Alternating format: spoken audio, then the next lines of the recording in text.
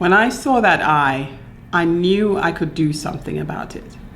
So with a light box, a catheter, and 5 ophthalmologists looking over my shoulder, I was able to perform his surgery. At the end, the next day, he looked excellent, and we saved his sight. Glaucoma still remains the leading cause of irreversible blindness in the world. So that's an impressive point. And that's global. Leading cause of irreversible blindness in the world. Half the people don't even know they have glaucoma because it's a silent disease. And that's one reason that we call it the sneak thief of sight. So cure glaucoma to me is all about catching that thief, putting them away. The third day into this visit, this lady comes in, and she's been led in by her daughter. I had this little portable slit lamp that I was using, and the daughter helped her to sit down. And I took a look in her eyes.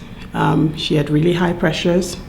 Her nerve was copped out, and she was blind in both eyes. And for a second there, I just sat back and I said to her, I said, well, lady, I'm sorry. There's nothing I can do for you. Singularly, that changed me. She fell on the floor, and in her native language, she started to wail. She had this, it was so agonizing. Everybody started to cry. I just joined them. Her daughter who came with her, everybody was crying, the whole room. She said her life was over, and it really was, in a country where there's no support, where there's no other options, where that means your life is finished and everybody else who is supposed to help you can't make a living because they have to stay with you. So I said to her daughter, I gathered myself and I said to her daughter, I said, you take a seat, let me take a look. And she was probably in her 20s, 22, 23. And I took a look in this young girl's eyes. She was almost copped out, and she also had a pressure in the 30s and the 40s. And, by this time I had help. They had calmed the lady down, and I said to her, I said, I couldn't help you. I didn't get here soon enough, but at least maybe we can help your daughter. She has glaucoma too. She's 20-something. She will go blind. And if you're blind in the US, you have a seeing eye dog, you have crosswalks, you have social services that can help you. But if you're blind in a small village in India or a small village in Africa, there are no crosswalks. There are no seeing eye dogs. You have a seeing eye child. And what typically happens is the grandson or the son will lead the father or grandfather around. And so you're depriving the grandfather or the father of being a productive member of society, and then you're also depriving this 5 or 10-year-old boy of a childhood. And with one surgery to restore that vision, you're giving 2 people their lives back. People are going blind. And we're not like the other doctors that are trying to improve vision. We're trying to save vision so you don't lose vision. And that's a hard thing to deal with because we don't always win. And having new procedures and new techniques is hopeful for us. And it gives us hope that, hey, we've got options here. We're not going to be living in the past. I tell people it's not like getting your appendix out, where you go get your appendix out and you're done in a few days and you get better. Well, we're hoping that our new surgery, the GAT surgery, and all the surgeries that we can hopefully develop over the future will be a lot less labor intensive and more like that appendix, where you can get fixed and get gone. I mean, I heard of the term, I thought old people get it. That's just what I thought. I had no idea that an infant could have it. And we saw Dr. Smith, and as soon as she looked at it, it was just, she said, okay, we have to get her into surgery. I talk to a lot of women now.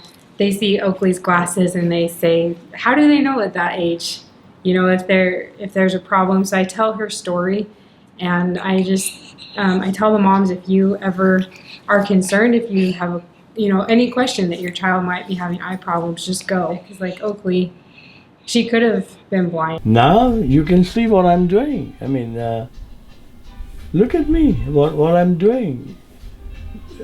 This was not really possible before.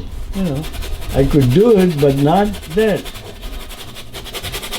When you see clearly, your speed goes fast, and everything is different. Everything is different. I think from now on, going forward, it will be different. And it will be different because of what we plan to do with cure glaucoma. Now, 10 years down the road, there's cure glaucoma, and there are procedures, practices worked on a procedure called the GATT procedure. And a year ago, I went back on a different a mission trip where I went to, and I left with hope. Knowledge is one thing, but collective knowledge is very potent. It's very powerful, and that's what hopefully will take glaucoma care to the next level. And like Dr. Butler said, one person is not going to cure glaucoma.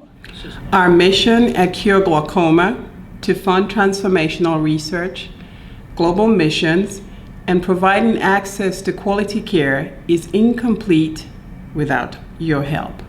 We need to depend on you to help us by making a donation, because every day counts.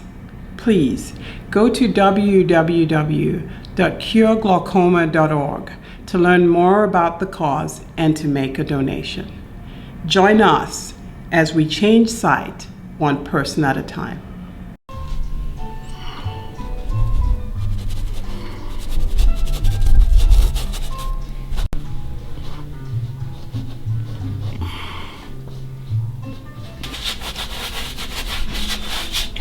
Purple and yellow and orange, if you use those, they will vibrate.